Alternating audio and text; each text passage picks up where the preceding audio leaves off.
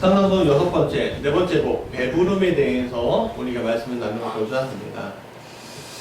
이 배부름, 다른 성경에서는요, 다른 번역본에서는 만족이라고 또 이렇게 쓰기도 합니다. 근데 이 만족이라는 단어보다는 이 배부름이라는 단어가 좀 확실하게 더 와닿는 것 같아요. 네. 저도 이 배부름에 대한 단어가 항상 와닿는 순간들이 있습니다. 뭐냐면 우리 제 아내분께서 식사를 안 하실 때 저를 대하는 태도하고 식사하시고 나서 대하는 태도가 좀 틀리시거든요. 그리고 제가 좀 잘못한 게 있잖아요. 잘못한 게 있으면 그때 이제 딱 혼날 것 같으면 빨리 식사하시라고, 예, 밥을 먼저 밀어넣고 그렇게 합니다. 그러면 좀 너그러우시죠, 진짜. 예. 혹시 금식하겠다고 하면 절대 아닙니다. 금식 안 하셔도 하나님이 들어주신다고 하면서 절대 말이에요. 금식하다 잘못 걸리면 아장이 나서 제가. 근데 밥을 먹고 나면 참 인자하신 분이에요. 그래서 그때 심장이 확 트는 것을 보게 되는데, 혹시 저희 경험 아니겠습니까? 그렇죠. 예. 우리 모두 다 이제 배부르면 다 인자해지잖아요, 우리가. 그렇지 않습니까? 네. 여러분의 배우자가 좀 짜증 섞인 얼굴이 딱 보여진다. 배고픈 겁니다. 네, 배고픈 거, 분명히 배고픈 겁니다. 그러니까는 초콜릿이라도 빨리 입에 딱 넣으시길 원합니다. 네. 사실 배부름이라는 거, 만족할 수 있다는 것은 큰 복이에요. 그렇지 않습니까? 이런 배부름 안에서 인정도 나오고요, 사랑도 나오고요, 또 여유도 나오는 겁니다. 사실. 예, 여러분, 제가 좀 이 얘기는 들었는데, 여러분, 이혼하는 가정들의 대부분의 이유가 성격 차이겠습니까? 아니면 경제적인 이유겠습니까? 사실 성격 차이는요, 포장이고요, 경제적 이유가 굉장히 많습니다. 거의 대부분. 네. 여러분, 배부르면요, 상대방을 보는 것들이 되게 너그러워집니다. 그리고 때로는 남도 도와줄 수 있는 여유가 있어요, 사실. 그리고 때로는 우리는 이렇게 생각합니다. 내가 여유로워야지 하나님께서 헌신하지. 또 그렇게 우리가 생각할 때도 있어요. 근데 여러분, 배부르십니까, 지금? 우리 이래가 막 이러는데 아침에 밥을 안 먹어서 그래요. 제 누룽지 내가 먹을래? 그랬더니 안 먹는다고 그래요. 싫어? 그러더라고요. 싫어 그랬죠. 여러분, 제가 지금 배부르다고 말씀드리는 것은 육체적으로 배부름을 얘기하는 것이 아닙니다. 여러분들 삶 자체가 배부르십니까? 만족되십니까? 우리 다니엘이 이러는데 알아. 그 옆에 우리 아들인데 쟤도 그래. 이걸. 그 앞에 있는 어린애들이 더 만족해야 되네요, 지금.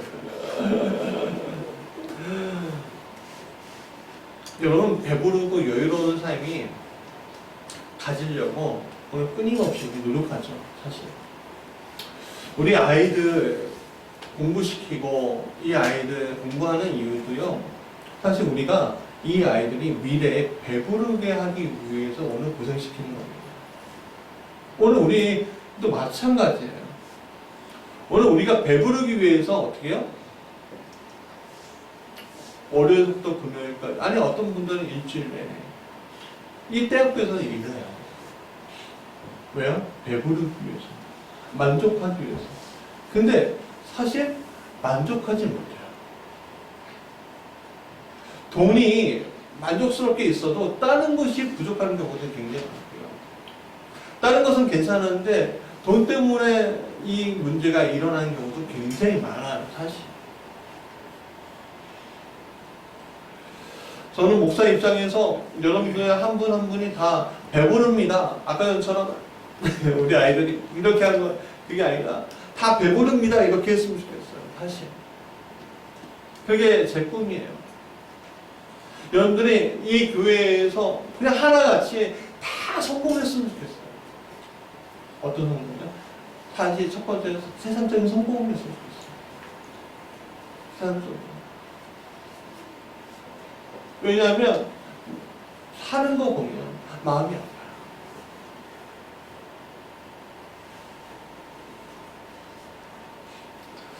좀 사회의 여유도 가지고 사회 신앙의 여유도 가지면서 신앙생활하면 얼마나 좋겠습니까?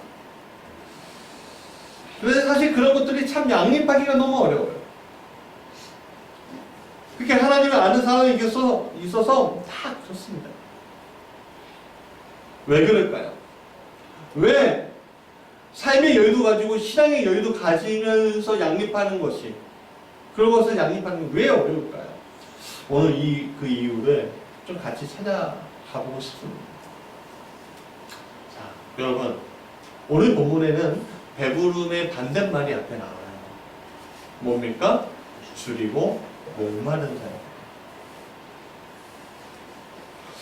이 줄이고 목마른 자에 대한 이야기가 잘 나온 그리스 신화가 있어요. 탄탈루스 왕. 이 탄탈루스가 아틀란티스, 이거를 좀 뜻한다기도 뭐 학자들이 얘기하는데, 하여간 이 그리스 신화에 이 탄탈루스 왕 이야기가 납니다.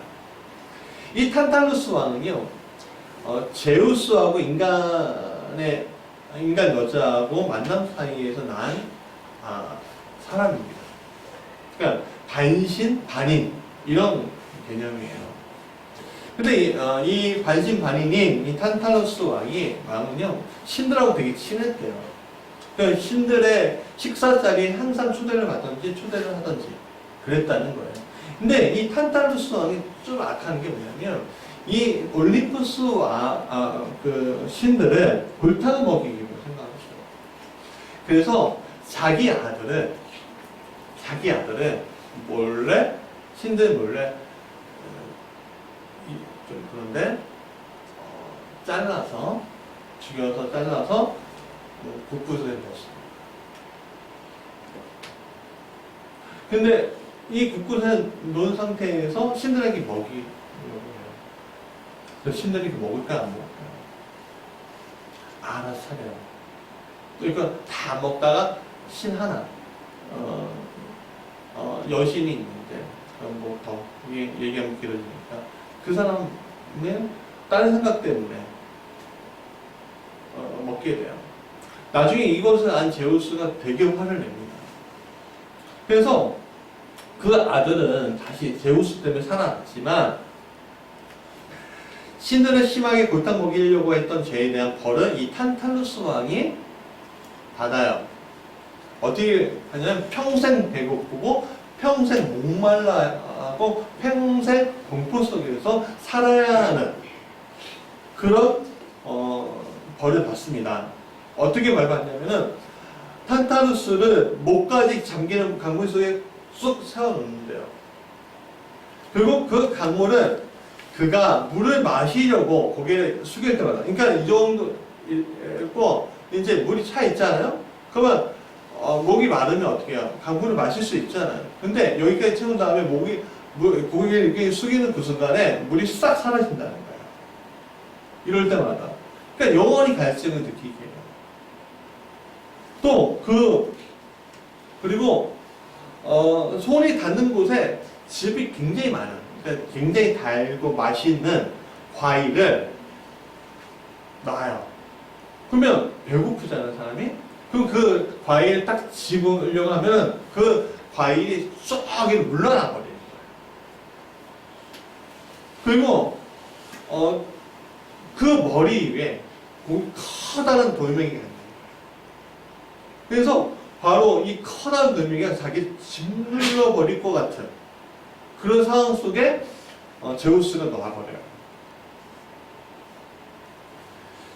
여러분, 먹고 싶은데 못 먹고 마시고 싶은데 못 마시는, 굉장히, 근데 눈으로 보면 굉장히 감질만 나지 않겠어요?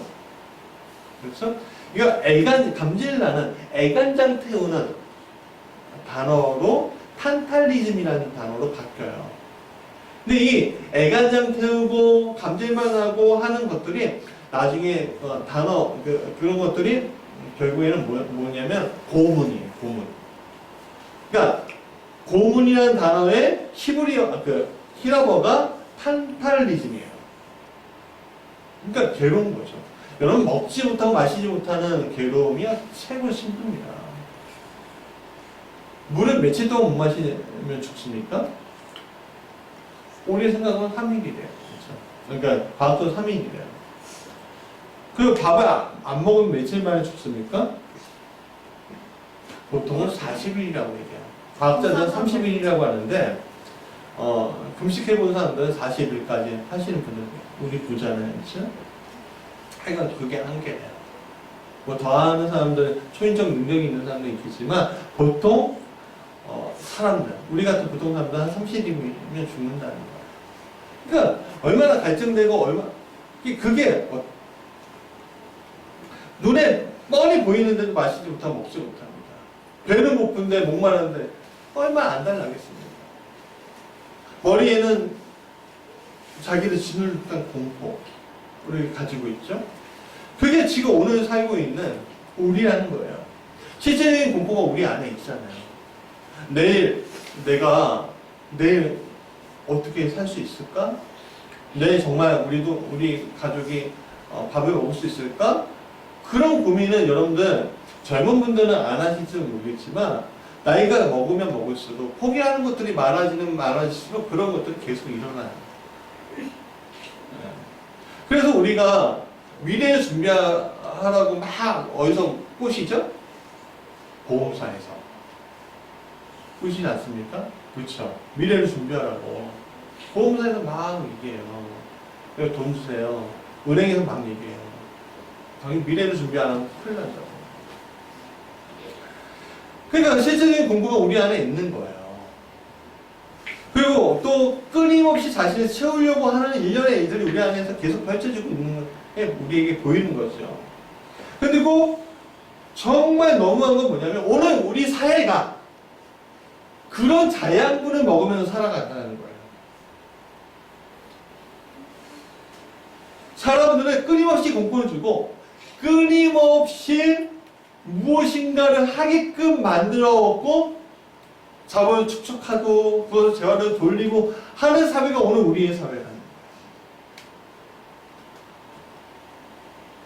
거예요. 여러분 예전에는 우리가 먹을 것에 대한 갈급함이 있었어요. 그렇죠?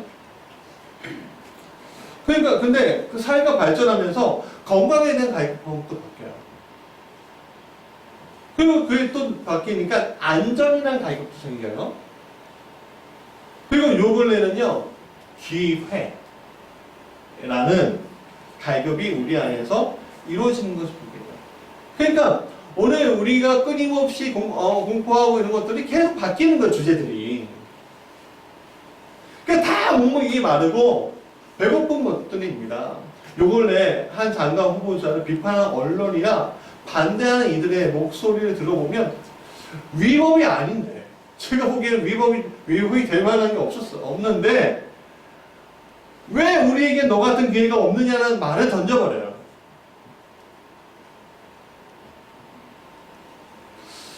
그런 것들 보니까 오늘 우리의 목마르고 배고픔도 시대에 따라서 굉장히 달라지고 있구나 라는 결론에 다다르게 된다는 거예요.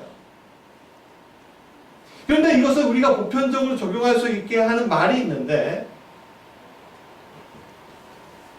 두 글자예요. 뭐예요? 성공. 성공에 대한 집착이 우리한테 펼쳐지고 있는 거예요. 그래서 많은 예전에 참 듣기 싫은 말이 뭐냐면 너의 불만 있으면 성공해. 그렇죠. 너의 불만 있으면 부자 되세요. 그렇게 얘기해요. 근데 성공한 사람에게도 성공하면 끝날 줄 알았는데 그게 아니라는 거예요. 그 다음에 오는 단어가 뭔지 아십니까? 쾌락이라는 단어예요.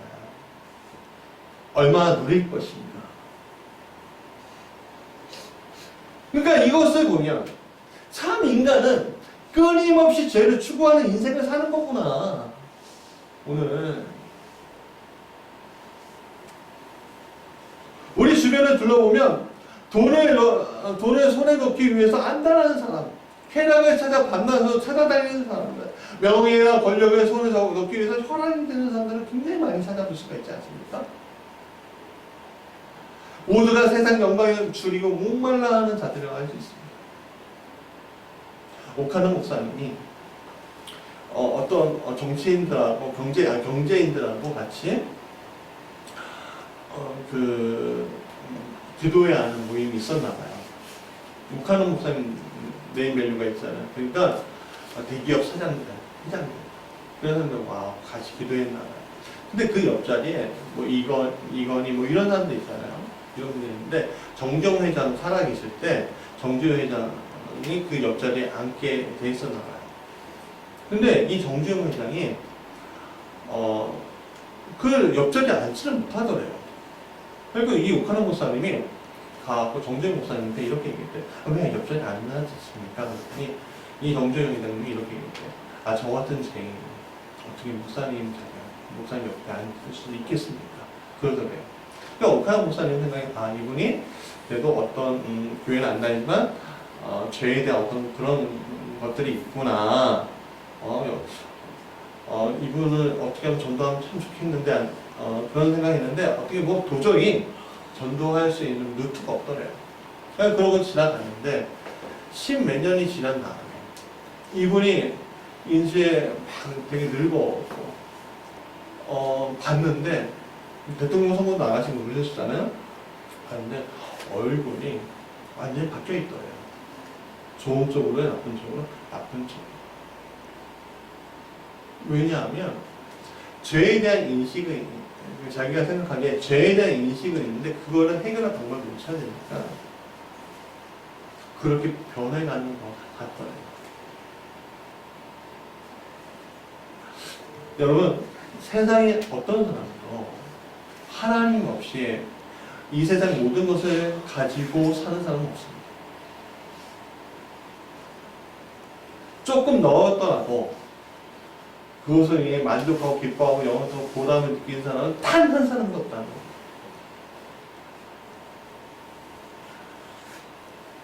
여러분, 우리가 쉬지 않고 추구하는 이 세상의 영광이라는 게 바로 이런 겁니다. 내가 손에 넣을만 하면 손에서 빠져나가요. 마치 모래. 여러분, 조금 얻었다 싶으면 실제로 그 얻은 것이 아니라는 것들이 밝혀지는 건 순식간이에요. 사실 내 것이 아닌 게. 그러니까 더 갈증이 생기고요, 더 배고파지는 거예요.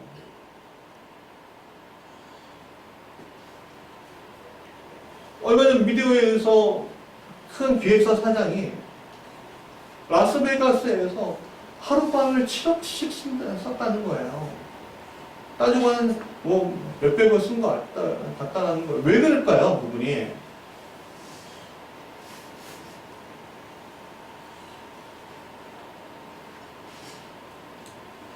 여러분, 더 갈증이 생기고 더 배고픈데 머리에 뭐가 있어요? 큰 공포가 있어요. 사라질 것 같아요. 그래서 오늘 먹고 오늘 죽잖아요. 그런 삶을 사는 사람들이 결국에는 나중에 미친 사람처럼 날뛰는 겁니다. 이 세상 가운데. 자기가 하나님 있냐? 그렇게 되는 거예요. 그래서 우리는 손에 넣을 만한 빠져나가는 것에 집착하면 안 돼요. 좀 더 값어치 있는 삶, 좀 더 삶의 보람된 의미를 가진 것이 우리의 것이 또 만들려고 하는 의지가, 우리의 것을 만들려고 하는 의지가 우리한테 있어야 한다는 거예요.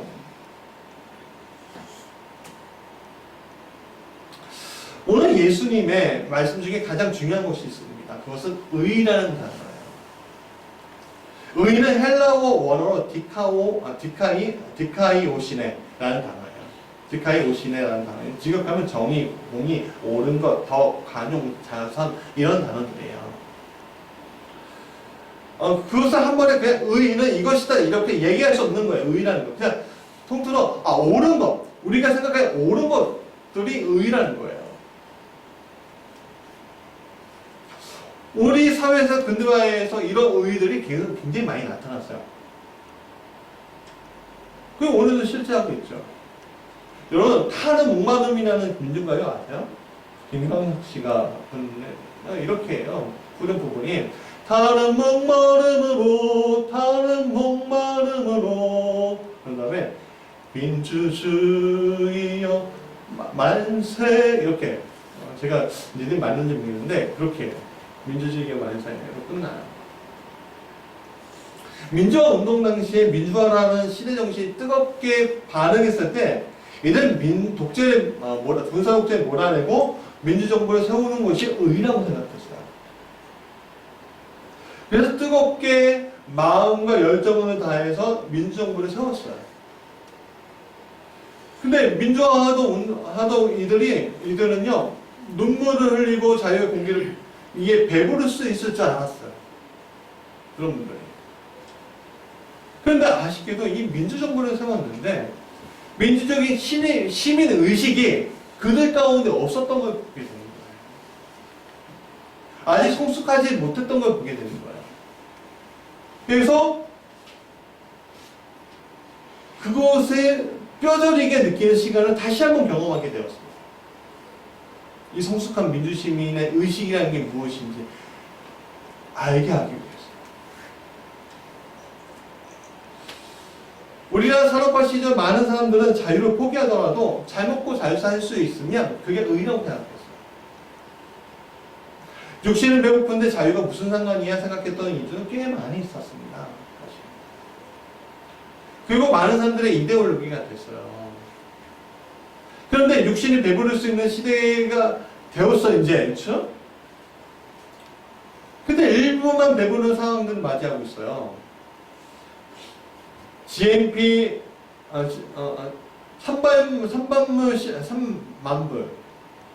3만 달러 시대가 되었는데 아직도 많은 사람들이 노후를 걱정을 해요. 저도 사실 노후가 걱정이 돼요. 인간적으로 생각하면. 그리고 자녀의 미래를 걱정해요. 요즘에 뭐 장관 후보자에 대해서 많이 했는데 우리 자녀 왜 너처럼 안 되냐 이런 얘기를 하는 거예요. 사실. 이런 분들이. 산업화와 민주화가 동시에 맞물려이면서 사람들이 도시로 왔습니다. 사람들이 의지할 수 있는 대상이 필요했어요. 근데 보니까 어떤 종교적인 영적인 그 대상이 필요한 보니까 자기가 사는 동네에 교회들이 있네. 그래서 그 교회로 몰려갔습니다. 사람들은 세상의 구정물을 다 가지고 일주일에 한 번 교회에 오면 하나님이 용서해 또는 도움해 주실 거라고 생각했어요. 그리고 그것을 하나님의 의라고 생각했어요. 근데 그 하나님의 의가 어떻게 됐냐면 교회는 자꾸만 커져갔지만 사람들의 의식 속에는 하나님이 멀어지고 있는 거예요. 그걸 변제되는 거예요. 오히려 영적으로 배고파지는 거죠. 그래서 오늘 우리는 값어치 있는 옳은 삶을 선택했다고 내가 자부했지만 오늘 이념도 육신도 영적으로 배부르지 못하는 생활 가운데 우리가 있는 거예요. 이 속에서 의라는 것을 우리가 찾을 수 있을까? 사람들의 의라는 것은 무엇인가에 대한 갈급함에서부터 시작되는 것을 우리가 볼 수는 있는데 무엇인가의 갈급함을 통해서 의를 찾아내긴 하는데 그게 정말로 우리를 그 갈급함 속에서 목마름 속에서 배고픔 속에서 찾아낼 수 있게 하는가? 그렇기 때문에 오늘 우리는 예수님이 선하신 의가 뭐야? 무엇인 정확하게 알고 있어야 한다는 거예요. 그래서 성경에서 말씀하신 의는 일반적으로 이렇게 정리할 수 있는데 우리의 삶 전 영역에서 하나님의 뜻에 맞게 사는 것, 일진의 삶을 사는 거가 바로 하나님의 의예요.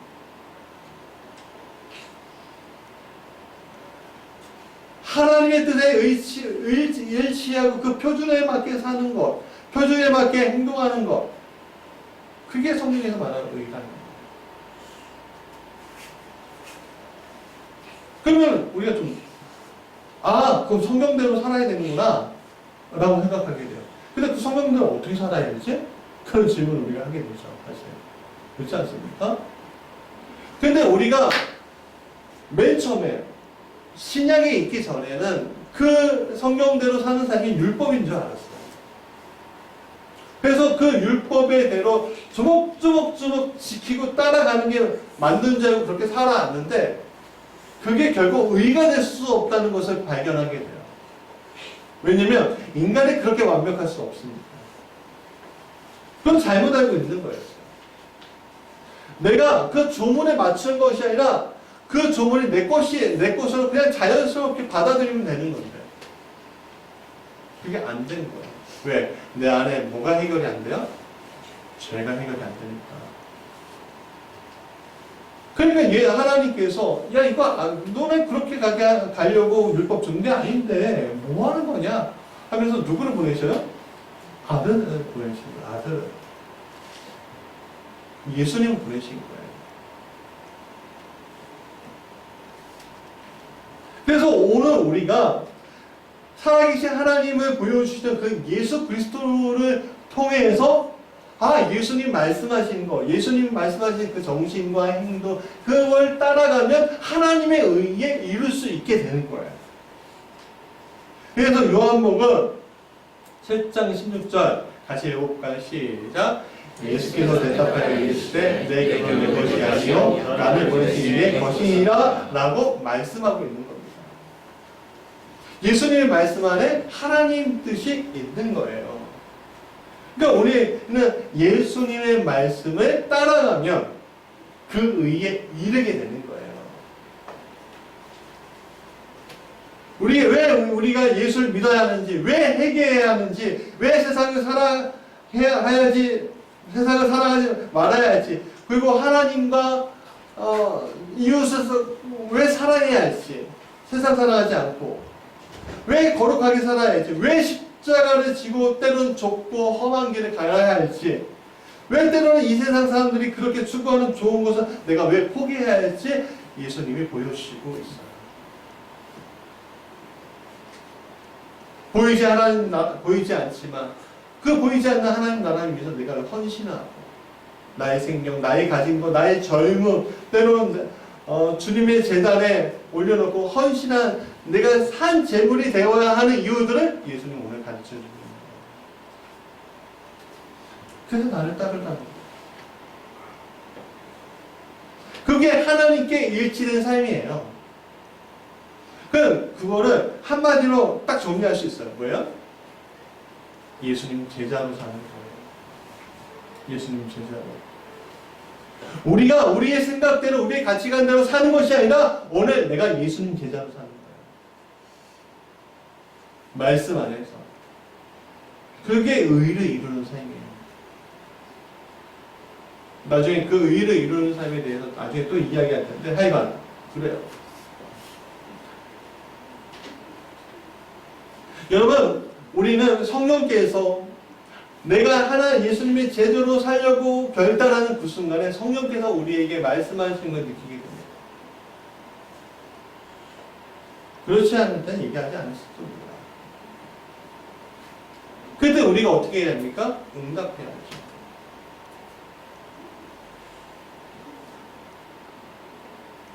예수님은 말씀만 하신 분이 아니었습니다. 그분은요, 직접 그 의가 무엇인지 살아내셨던 분이에요. 성경 말씀을 통해서 예수님이 걸어다니는 모습을 보고, 그가 말씀하시는 걸 보고, 그가 행하시는 것을 보고, 그의 죽으심을 보고, 그의 부활하심을 보면 의에 줄이고 목마른 자의 삶이 바로 이런 것이구나라는 결론을 내릴 수가 있습니다. 우리가. 여러분, 주님만큼 의에 줄이고 목마른 자가 어디 있었습니까? 그분이 죽음을 앞두고 하신 말이 무엇이었죠? 아버지여 내 원대로 마시고 아버지의 원대로 하옵소서예요. 의에 줄이고 목마른 것이요. 주님은 여기에 생명을 거셨어요. 아버지의 원대로 하는 것에 생명을 걸었다는 겁니다. 그래서 십자가로 죽으시고 그 죽으심으로 끝난 것이 아니라 아버지께서 직접 두 분을 이렇게 세워주셨고 부활 승천하시고 지금도 성령을 통해서 우리가 동행하게끔 만드셨어요. 그런 의미에서 예수 우리가 목마른 자가 된다는 것은 예수님처럼 되고 예수님처럼 사는 사람이 된다는 말과 똑같은 거예요. 그게 제자잖아요.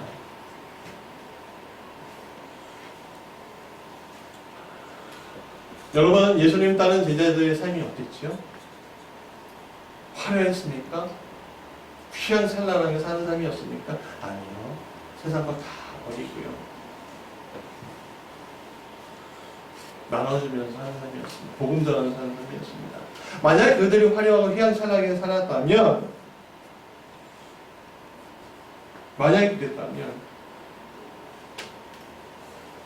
오늘 우리는 이렇게 같이 한 믿음 안에서 살지 못했을 겁니다. 그들은 가난하지 모든 것을 나눠줬습니다. 복음 신고 전했습니다. 그러면 그 끝은 행복한 안락한 삶의 죽음이어야 되는 것이 우리가 바라는 죽음이잖아요. 그렇죠? 근데 아시잖아요. 예수님의 제자들의 죽음은 다 어떠했죠? 요한병은 다 사형선고를 받았어요. 알지 못하는, 자기가 한 번도 가보지 못한 땅에서 죽은 사람이 대부분이었어요. 고향 땅에서 죽은 사람은 야고보밖에 없어요. 그러나 그들은 줄이지도 않고 목마르지 않았습니다. 그들은 배부를 수 있었어요. 왜? 그 안에 누가 계셨어요? 하나님의 의가 있었어요. 여러분, 집사 스테반을 보면은 굉장히 잘 알 수 있는 게 있죠. 그런 죽음의 자리에 있었지만 자신의 친한 이들을 원망하지 않았습니다. 오히려 그들을 용서합니다. 그리고 그 자리에서 어떻게 해요? 사도행 7장 56절 같이 읽어볼까요? 시작. 말하되 보라 하늘이 열리고 인자가 하나님 우편에 서신 것을 보라. 하나님을 보게 됩니다. 진짜 알겠습니다. 그 우편에 가게 되는 거죠. 그는 배부른 자로서 주님 곁에 가는 겁니다. 세상이 주는 일시적인 안락에 취해서 사는 사람이 아니라 정말로 배부른 자로 가는 겁니다. 시편 63편 7절에 이렇게 얘기합니다. 하나님이여 주의 인자심이 어찌 그리 보배로운지요. 사람들이 주의 날개 그늘 아래에 피하나이다. 인자하신 하나님이 주시는 주의 날개 그늘 아래 그 스테반 집사가 피하게 된 겁니다. 자, 말씀입니다. 우리 시편 36편 8절 9절 같이 읽어볼까요? 시작. 주님의 집에 있는 기름진 것으로 그들이 배불리 먹고 주님이 그들에게 주님의 시내에서 담을 마시게 합니다. 생명의 샘이 주님께 있습니다. 우리는 주님의 뜻을 받아 환희를 의를 봅니다. 세 번역입니다. 오늘 우리는 의를 가지고 살아야 합니다. 누구의 의예요? 하나님의. 그래야지 우리가 진정으로 하나님께서 원하시는 사랑굿이라면서 살 수 있는 사람이 되는 거예요. 사랑굿이라는 게 다른 게 아니에요. 창조주의 뜻 안에서 사는 것이 사랑굿인 거잖아요. 사실. 그 창조주의 안에서 살면 우리가 줄이고 목마른 것들이 채워지는 복을 받게 됩니다. 배부르며. 오늘 성경은 가장 높은 의인 예수님의 제자로서 살아가야 함을 가르쳐주고 있습니다. 우리가 예수님의 제자로 살아갈 때 우리는 진정으로 하나님이 주신 배부름, 세상과 바꿀 수 없는 그 배부름을 누리게 될 겁니다. 전 그것을 믿습니다. 기름진 것과 생명의 샘의 단물을 먹을 수 있는 것. 우리 멀리 있는 것이 아니라 오늘 우리에게 펼쳐지고 있는 것을 믿습니다. 우리 같이 그것을 향해서 달려갑시다. 우리 같이 좀